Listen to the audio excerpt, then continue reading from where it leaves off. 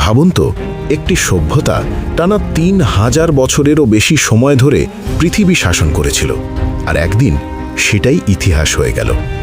এই গল্প প্রাচীন মিশরের, তার অবিশ্বাস্য উত্থান এবং রহস্যময় পতনের। খ্রিস্টপূর্ব ৩১০০ সালের কাছাকাছি নাইল নদী প্রাণ দিয়েছিল এক নিষ্ঠুর মরুভূমিকে। এই নদীর তীরেই জন্ম নেয় এক শক্তিশালী সভ্যতা। ফারাওরা দেশকে একত্রিত করেছিল, গড়ে তুলেছিল শক্তিশালী শাসন ব্যবস্থা, আর নিজেরা শাসন করত জীবন্ত দেবতা হিসেবে।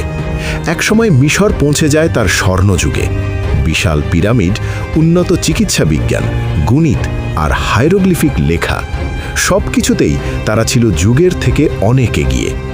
আজও দাঁড়িয়ে আছে গিজার মহাপিরামিড, সময়ের চ্যালেঞ্জকে উপেক্ষা করে। কিন্তু চিরস্থায়ী ছিল না এই শক্তি।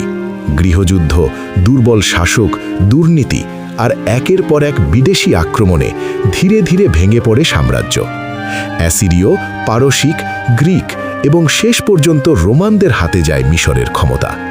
খ্রিস্টপূর্ব ৩০ সালে রানী ক্লিওপেট্রার মৃত্যুর পর মিশর চিরতরে হারায় তার স্বাধীনতা।